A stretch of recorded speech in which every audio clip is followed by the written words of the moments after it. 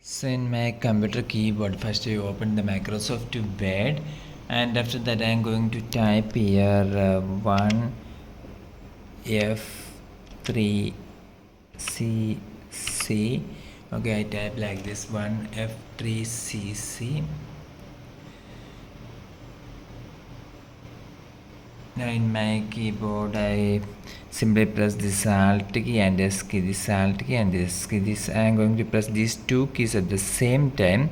So if I press these two keys at the same time, then you can see that this symbol have been around. That is a Payson Golf. So we have created this.